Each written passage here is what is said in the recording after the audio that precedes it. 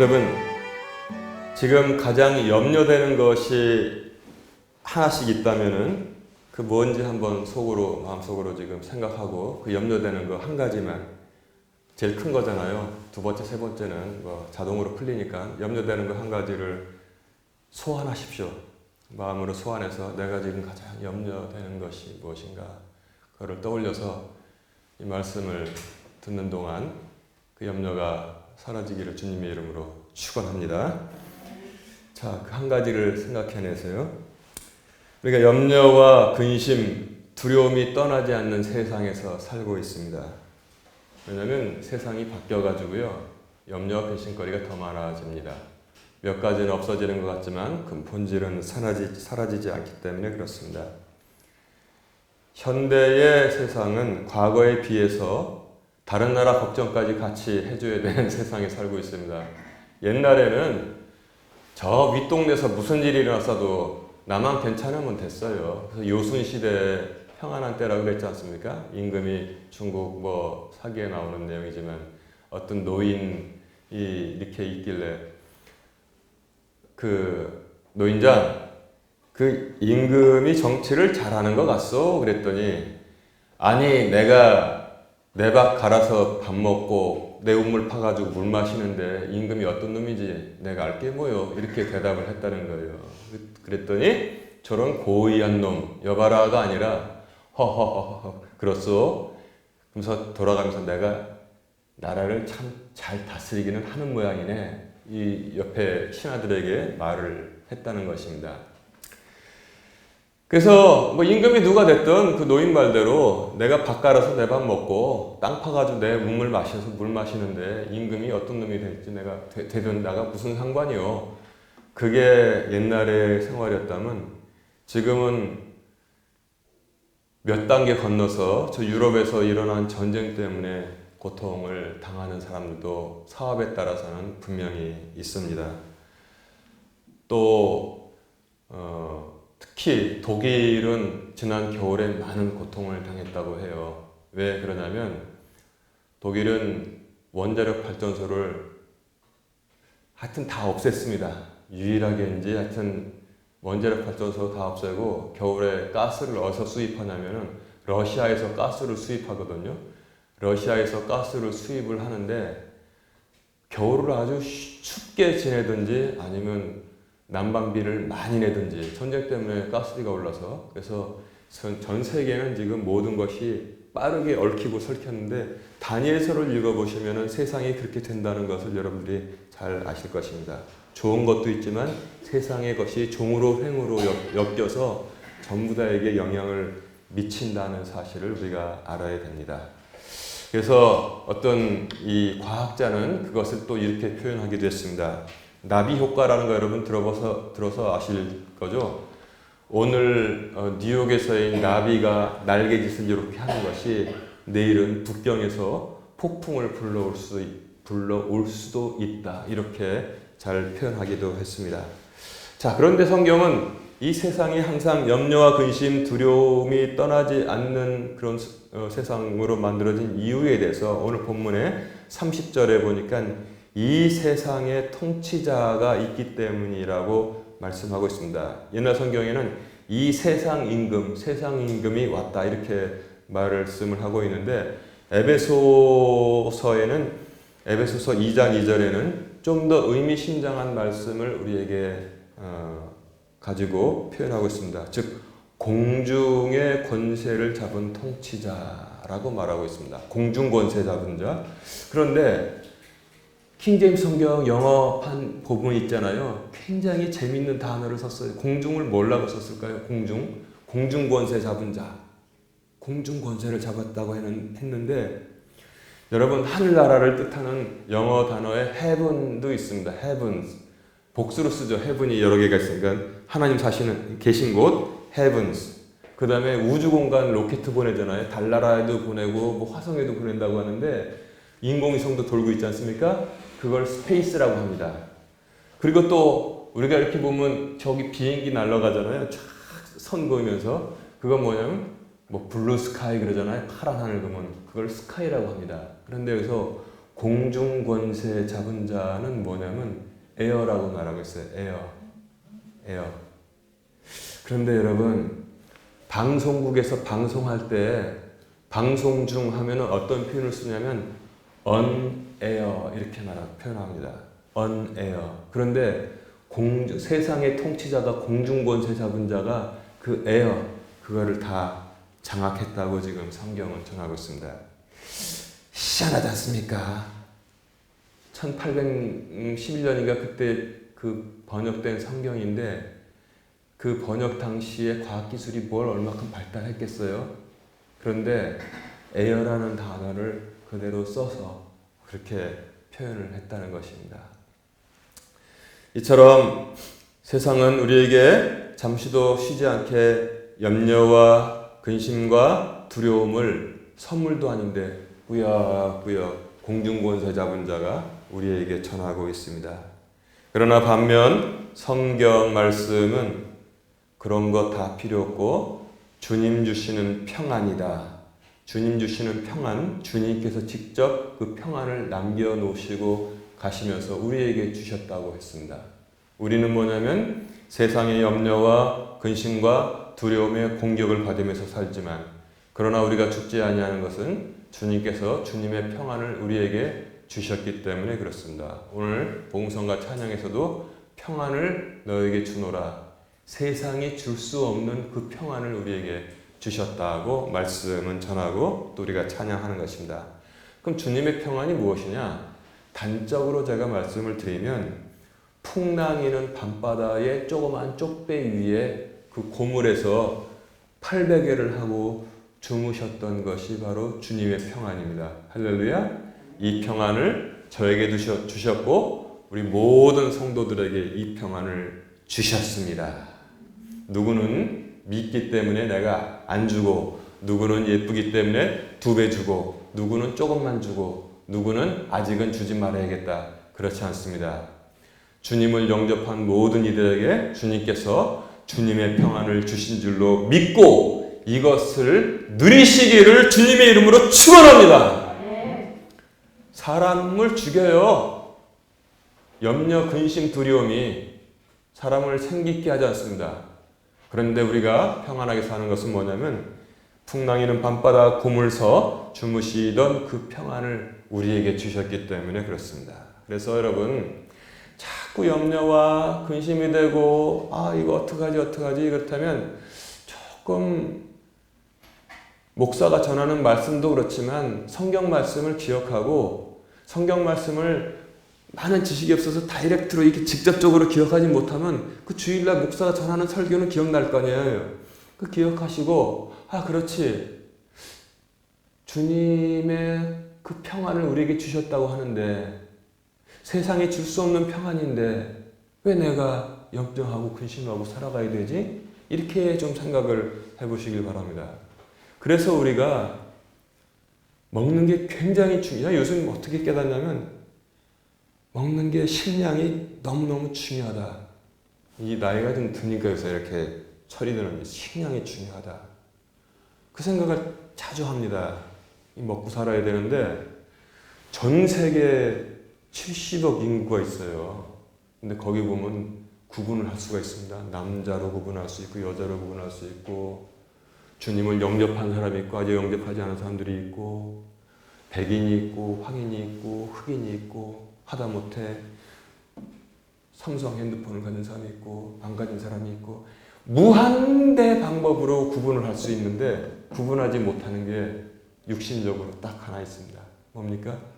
이 세상에 밥 안 먹고도 사는 사람은 단 한 명도 없다는 사실입니다. 먹어야 됩니다. 먹어야 살아요. 그래서 옛날에 뭐 식량 안보 그리고 또 요새 이렇게 쭉 건강 보면 굉장히 중요해요. 이 식품이. 그래서 나는 그렇구나. 모든 사람을 갖다가 통치하는 것, 이게 먹는 거다. 근데 성경은 뭐라고 했습니까? 하나님께서도 말씀하셨잖아. 너희가 빵은 못 먹고 살면 안 돼요. 음식 말하는 겁니다. 이 육신 가진 사람은 다 먹고 살아야 돼요. 한 명도 예외가 없어요. 한 명도 예외가 없습니다. 그런데 우리는 뭐예요? 거기다가 하나님의 입으로 나오는 영의 음식도, 음식이 내 중요하다고 그랬지 않습니까? 그것도 같이 먹어야지 우리가 온전하게 사는 겁니다.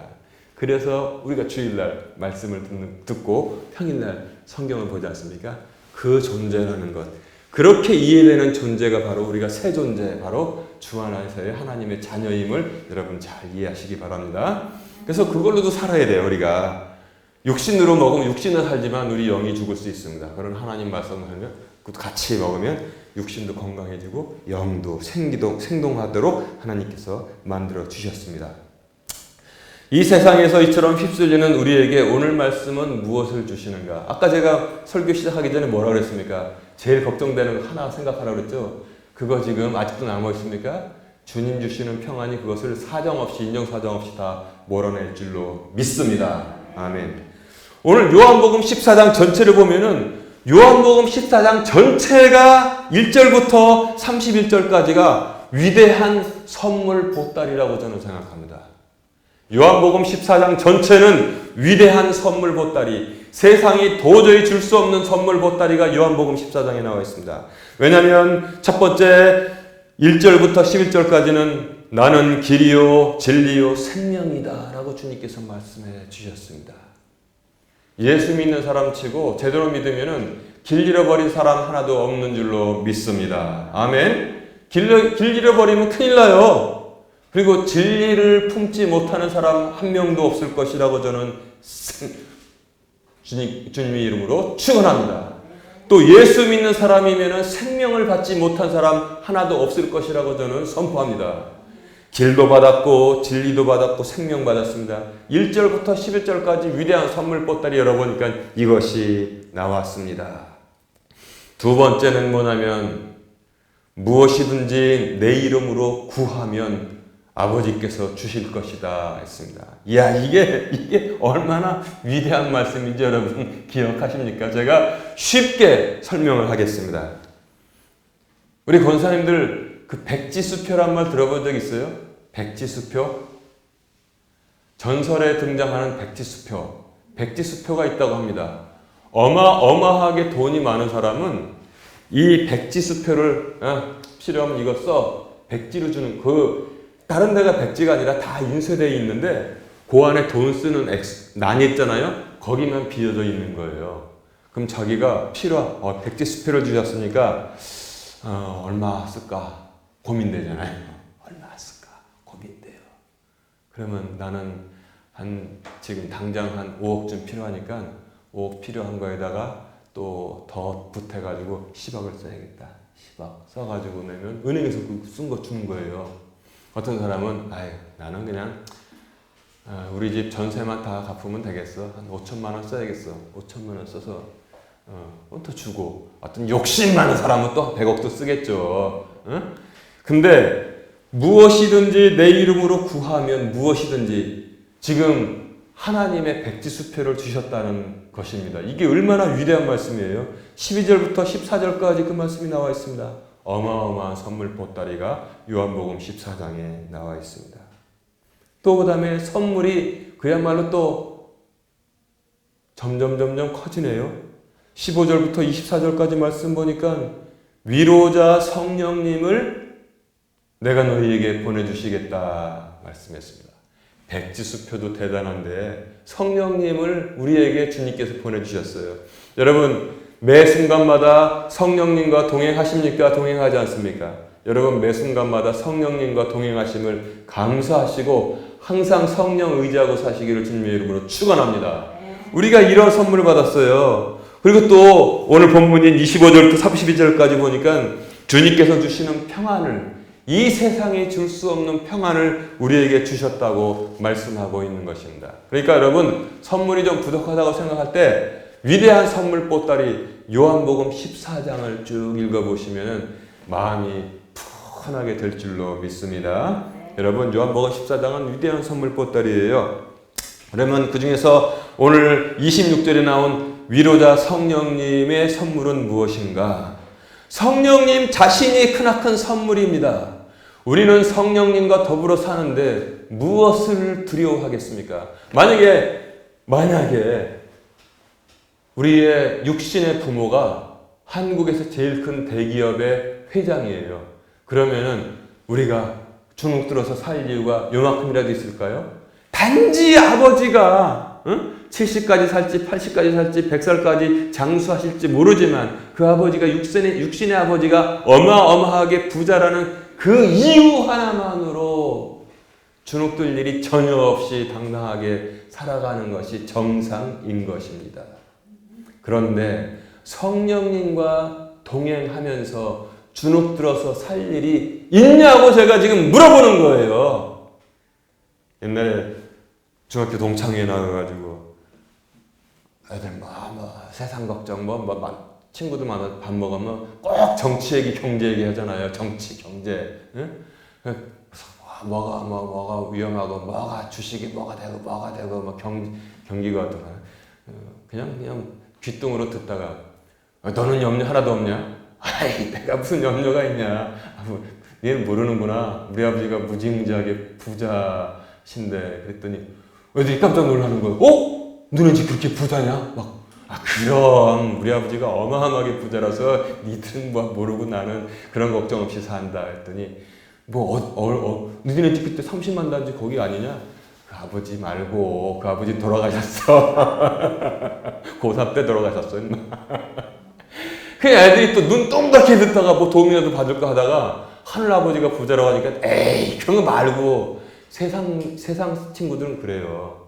그게 얼마나 위대한 말씀이 선포되는지를 모르고 집에 돈 많으면 그저 막 굽신굽신하고 그냥 우리 아버지가 전 우주에서 최고로 부자다고 에이 그런 거 말고 이렇게 나온단 말이에요. 우리는 그렇게 살지 맙시다.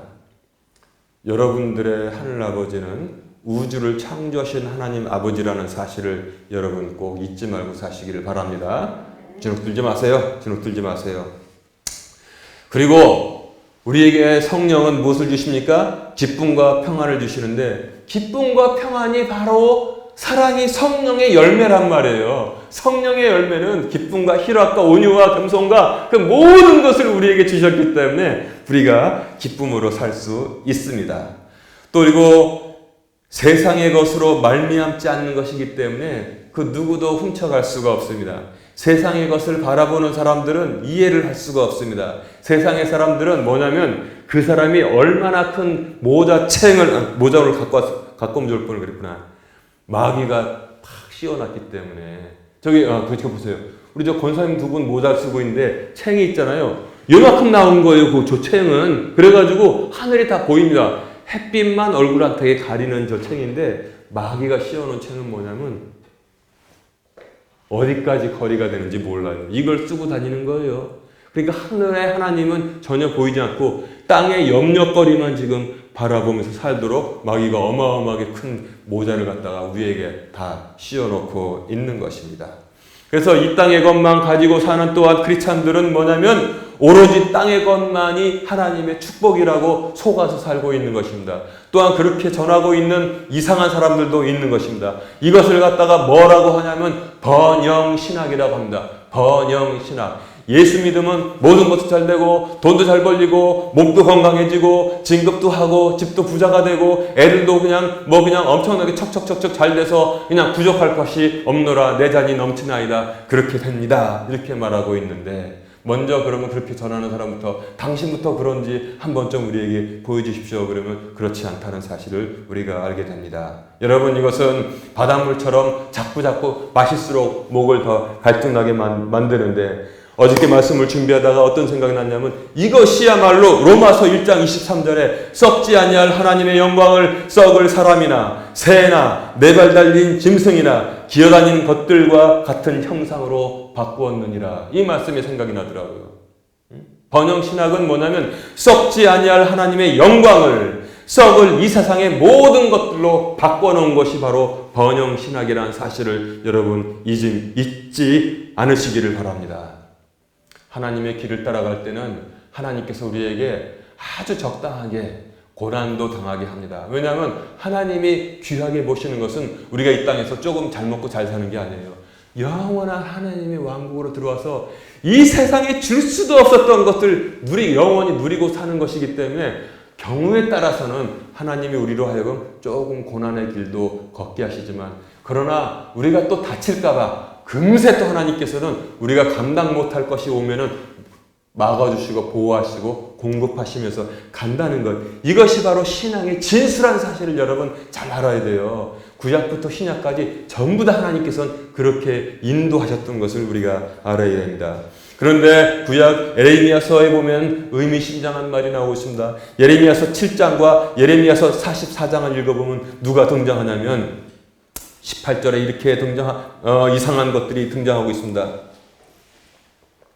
자녀들은 나무를 모으고 아버지들은 불을 피우며 여인들은 가루를 반죽해서 납작한 빵을 만들어 하늘의 여왕에게 바치고, 하늘의 여왕에게 바칠 때에는 우리가 먹을 양식도 풍성하게 소유하고 일이 잘 되었다. 그런데 하나님을 섬기게 되니까 이상하게 풍년도 안 들고 여러 가지 복잡한 일들이, 조금 어려운 일들이 생기더라. 이렇게 패역한 말을 하고 있다는 것입니다. 여러분, 여기 등장하는 하늘의 여왕, 하늘의 여왕, 공중권세 잡은 자, 근데 왜 하필 하늘의 여왕일까요? 재밌습니다. 에베소 공유회, 로마 카톨릭의 에베소 공유회를 통해서 마리아가 이제부터는 하늘의 여왕이다라고 선포했다는 것입니다. 그래서 그분들은 지금도 카톨릭 성가 외우기도 쉬워요. 747장. 747 하면 비행기 하늘 날아다니잖아요. 747장이 뭐냐면 카톨릭 성가 747장이요. 오 하늘의 여왕이시여요. 제목이 오 하늘의 여왕이시여. 근데 자녀들은 나무를 모으고 아버지들은 불을 피우며 여인들은 가루를 반죽해서 납작한 빵을 만들어 하늘의 여왕에게 바치고, 그러면서 이제 하늘의 여왕에게 그 빵을 바쳤을 때는 우리가 양식을 풍성히 소유하고 일이 잘 되었다라고 예레미야서 44장 17절에 전하고 있다는 것입니다. 그래서 제가 아까 차 타고 오면서 그런 말씀했잖아요. 앞으로 이 세상에 정말로 상상도 못할 무시무시한 때가 다가오고 있는데, 그런 징조가 지금도 하나씩 둘씩 언뜻 보이기 때문에 우리가 믿음 안에서 온전하게 걸어야 된다고 말씀드렸습니다. 그런데 제가 아까 뭐라 했지? 우리에게 가장 큰 복은 그것을 당하지 않는다는 것입니다. 그 전에 하나님께서 우리를 전부 구름 위로 초청해서 하늘의 왕국으로 인도해 드리는 것이 우리의 소망의 근거가 된다고 성경은 전하고 있어요. 그래서 우리가 마음 놓고 살라는 것입니다. 하나님 안에 걸으면은, 그 길로 걸으면은 두 발 쭉 뻗고, 하나님은 결코 여러분들을 버리지 않습니다. 어떤 염려와 근심이 아직도 지금 자리 잡고 있는지 모르지만, 아까 첫 번째 제일 큰 거 떠올리라고 했잖아요. 그거 하나님께서 모조리 다 밀어내 주실 것으로 믿습니다. 당연해요.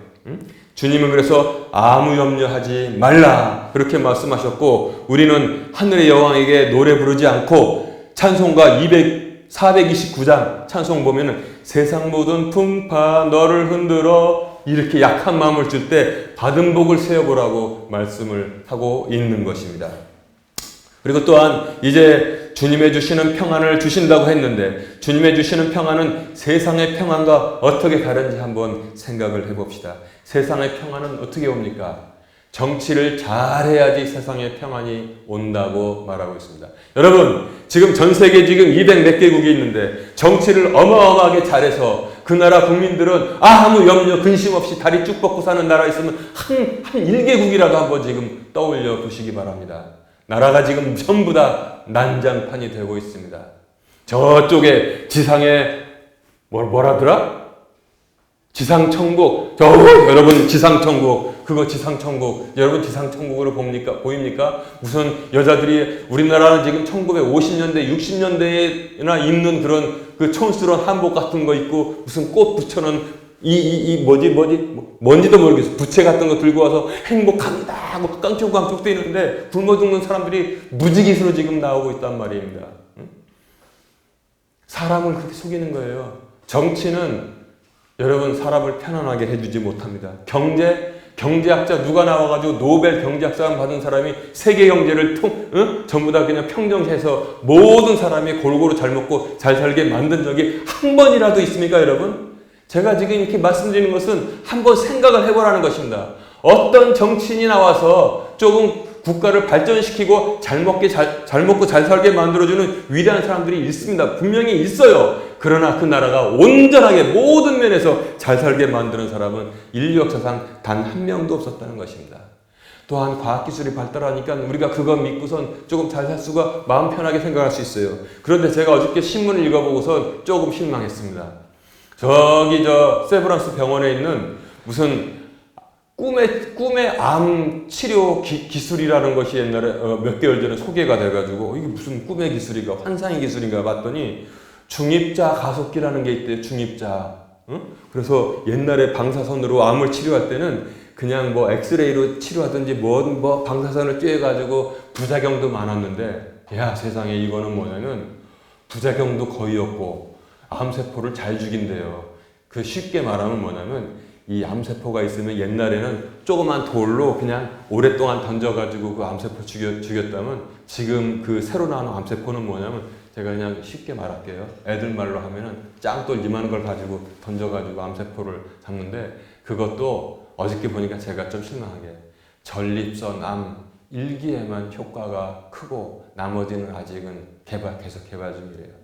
사람의 과학이 대단하긴 해요. 그런데 전립선 암 1기면은 뭐 그냥 병원 가서 이렇게 그 수술해도 물론 수술도 하라고 편안하게 아주 편안하다고 하는데 그러나 그것은 뭐냐면 천지를 지으신 의사의 하나님의 저기를 볼 때는 생명을 주시는 기술을 볼 때는 능력으로 볼 때는 아무것도 아니라는 사실을 어저께 또 제가 말씀 주면서 제가 알게 됐어요. 정치도 소용없고 경제도 소용없고 기술도 초등학문이라고 바울은 말했습니다. 그러니까 안 되니까 사람들이 뭐 하러 가요? 요가 하러 가는 사람들이 많습니다. 요가. 어느 나라든지 요가가 유행해요. 그래서 앉아가지고 요가를 합니다. 요가가 뭡니까? 몸 트는 거예요. 몸 트는 거. 나중에 팔이 일로 들어가고 꺾이고 발이 어디로 여기까지 올라와가지고 그냥 흉측하게. 근데 뭐냐면 그게 인도에서 나온 것인데 그것이 굉장히 강력한 영적인 능력을 가지고 있다는 겁니다. 좋은 영적인 능력이 아니라 사람을 비비 꽈가지고 어떤 사람은 뱀처럼 이렇게 휘도록 만들어준다는 것입니다. 근데 요가에는 반드시 뭐 우리나라도 속지 마세요. 뭐 주민센터마다 생활 요가 해가지고 무슨 깔판 같은 거 둘둘 가지고 와서 쭈기로 따라하세요. 그래서 조금씩 몸 꼬는 거 있잖아요. 그러는데 반드시 거기에는 뭐가 따라야 되냐? 명상이 따라야 된다는 것입니다. 명상. 우리가 하나님의 말씀을 읽고 감동하고 말씀 들으면 되는 것이지 명상을 해가지고 향 펴놓고 명상할 때 여러분 악한 영이 들어간다는 사실 꼭 기억하시기 바랍니다. 제가 그래서 이 명상이라는 것이 세상에 기독교에도 들어왔어요. 기독교에도. 그래서 1990년대부터 아주 그냥 뭐 판을 치는 게 뭐냐면 유행 따라서 전부 다 공부한 게 뭐냐면 여러분 들어본 적 있습니까? 관상기도. 관상기도가 뭐냐면 볼 관자, 상, 어떤 그림을 본다는 거예요. 그리고 지금 성경을 일단 한 구절 읽어요. 한 구절 딱 읽고 그 다음에 거기서 뭘 이렇게 무슨 뜻을 저기 한지 계속 이렇게 뭐 콰이어트 타임, 경건의 시간이라는 것도 마찬가지입니다. 그걸 생각하는 거예요. 나중에 나누는 거예요. 다 중구난방이에요. 그래서 제가 참 그 말씀을 전하러 갔던 어떤 경우에 제가 옛날에 우리 성도님들 아니고 그 본거 중에서 참 속으로 참 웃을 수밖에 없었던 게 믿음의 이 연수가 짧아서 그래요.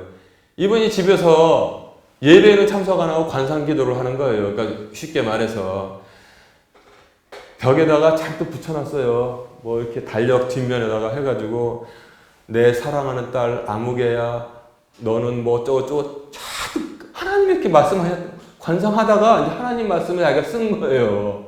그래가지고 그걸 막 벽에다 붙여놓고 위로받고 내가 속으로 요즘 애들 하는 말로 참 이거 믿음의 깊이가 없으면 참 문제구나 이거. 관상했을 때 하나님이 그렇게 말씀하셨다는 거예요. 사랑하는 딸 누구야 너는 뭐 어쩌고 이 큰일 났습니다 이거. 교회에서 오죽하면은 우리 침례교에서도 저기 분당에 유명한 큰 교회 있잖아요. 이동원 목사님. 나 이 사람 이름 말해도 돼요. 마지막 하다 안 된 게 뭐냐 관상 기도회 해가지고 촛불 하나씩 줍니다. 촛불 위험한 겁니다. 촛불 바라보고 있으면은 응?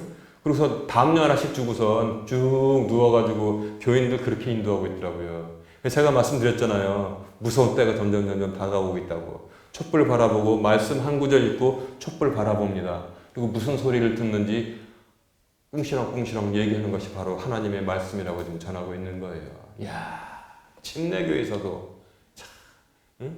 이게 지금 무서운 일이 지금 일어나고 있는 거예요. 이것들도 또 한계가 있으니까 요즘 문제가 되는 게 뭡니까? 요즘 문제가 되는 게 펜타닐이라는 마약이 등장했어요. 펜타닐. 원래 펜타닐은 저기 어느 나라 유럽에서 있는 제약회사에서 만든 암 환자를 위한 약이래요. 암 환자를 위한 약.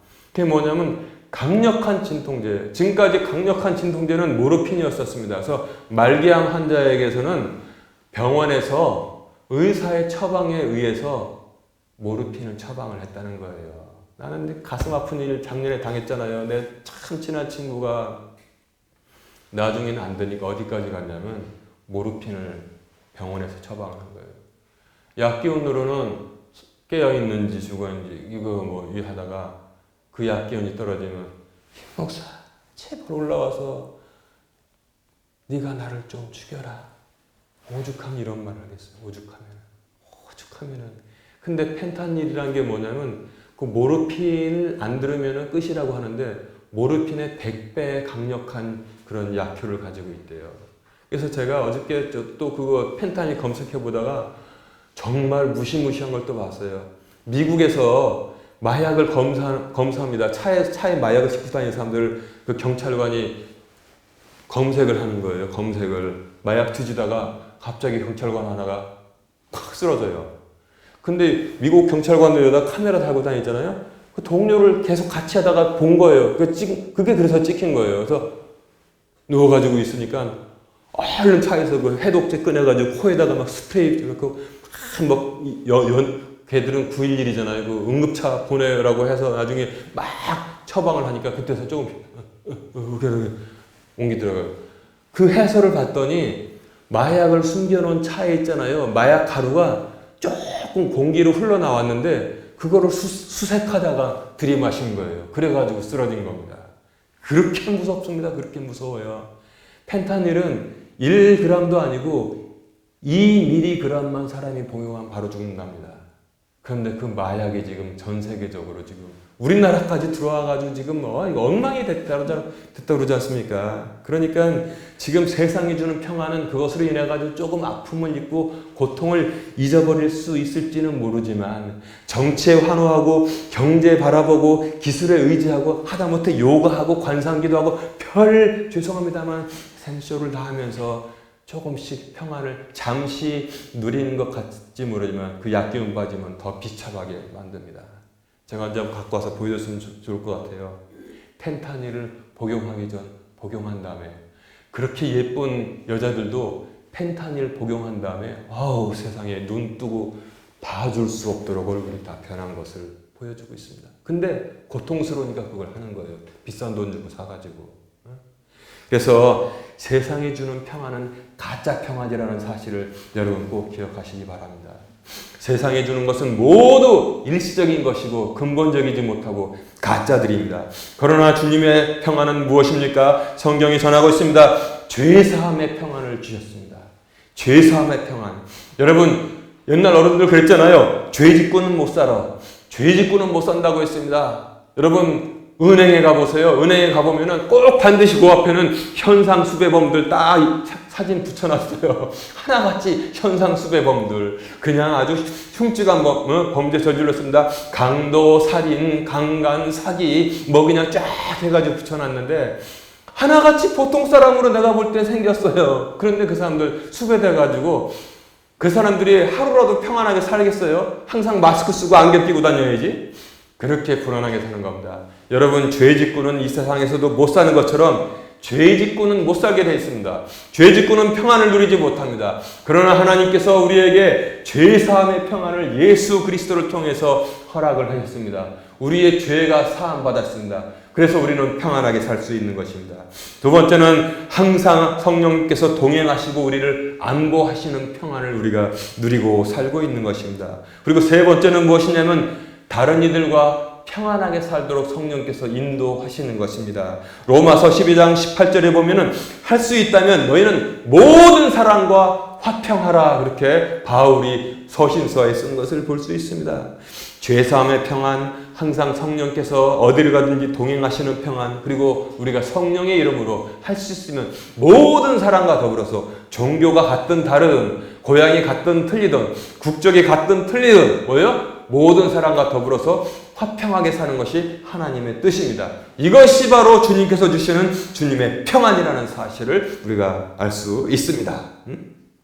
우리는 어떻게 그러면 이것을 다 누릴 수 있느냐? 주의 뜻을 따라서 행할 때 주님께서 평안을 주십니다. 그리고 염려가 들 때도 빌립보서 4장 6절과 7절을 말씀하고 있습니다. 아무것도 염려하지 말고, 명령입니다. 아까 제가 말씀드렸잖아요. 첫 번째 걱정되는 것이 무엇이냐? 그 염려하지 말라는 것입니다. 그 염려하지 마세요. 그 염려하지 마세요. 염려하지 마세요. 하나님 뜻에 반대되는 것입니다. 아무것도 염려하지 말라고 그랬습니다. 첫 번째 걱정이든지 두 번째 걱정이든지 세 번째 걱정이든지 아무것도 염려하지 말고 오직 모든 일에 기도와 간구로 감사함으로 주 앞에 너희 구하실 것을 바라면 모든 이 이해를 뛰어넘는 하나님의 평강이 너희를 주관하시리라. 이것이 바로 주님께서 주시는 평안이라는 사실을 우리가 얼마든지 체험하면서 살 수 있는 것입니다.